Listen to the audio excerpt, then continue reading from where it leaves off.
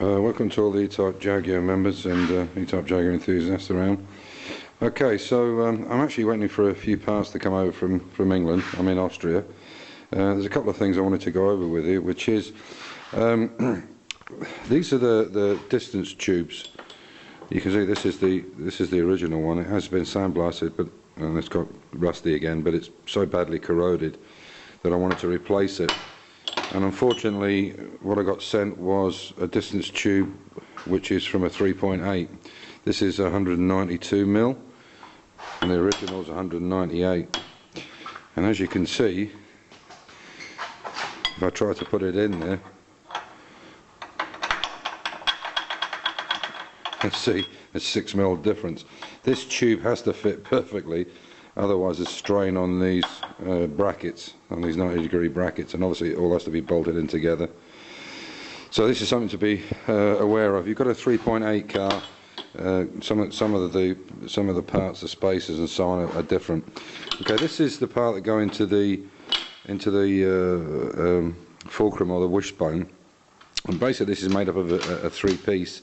There's this ring here, and then a rubber which fits over the top, then an outer ring which then goes onto the spacer on the outside and a spacer on the inside. And what you end up with is basically that combination, which is going either side there.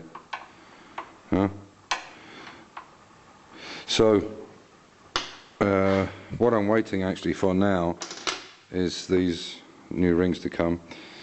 Hopefully tomorrow they'll be here and I can carry on. But you might have noticed here I've got, these are the two new shafts and these are the two old ones. Now the actual shafts, these fulcrum shafts themselves, the shafts are good, there's no wear on them at all. Unfortunately the threads are not over great, so that was the reason that I changed them.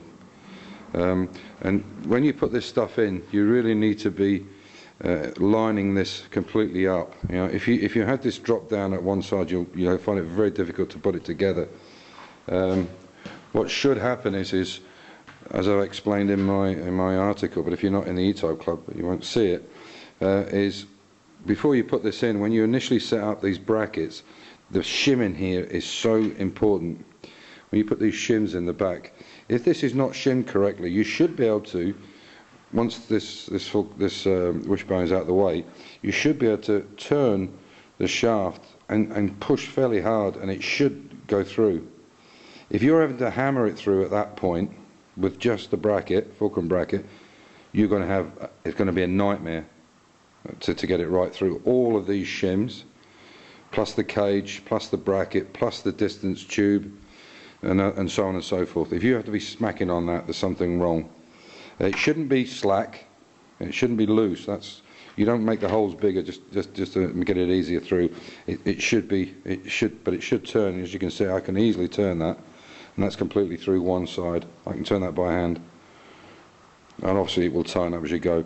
The other little tip is, if you're finding it a problem, sometimes these cages can stretch out. So basically what happens is that the cage comes out at an angle. What you can do is use woodwork clamps across and then pull this together slightly, and that might just give you, I mean, it might be a fraction, but it might just give you enough to straighten it. So yeah, so basically that's where we're at the moment. Once I get these spares, hopefully they'll come here tomorrow by DHL or UPS, whoever, and I can then get it back together and do one of the last videos. As you can see on mine, I've got gas adjustable shock absorbers. I went for these because when I looked at the originals, I wasn't too impressed with the quality, and these are really nice. Expensive, but nice. Anyway, I hope that gives you some tips on the IRS, and I'm certainly learning as I go along. So thanks for watching in, and check out Dave Jaguar 66 for more updates. Bye.